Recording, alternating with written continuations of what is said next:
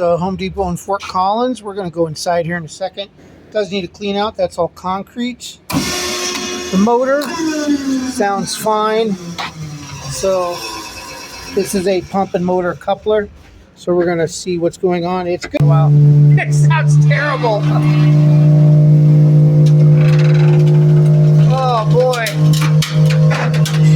So even though this doesn't look like a lot of concrete inside this compactor, it did get wet.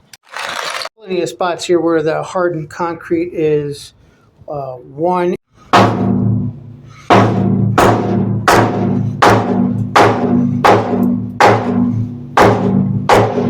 I think that pressure gauge is working. I've done everything I can do to lubricate this machine, get all the concrete out, lubricate the floor with liquid soap, flatten guide rails with heavy duty grease.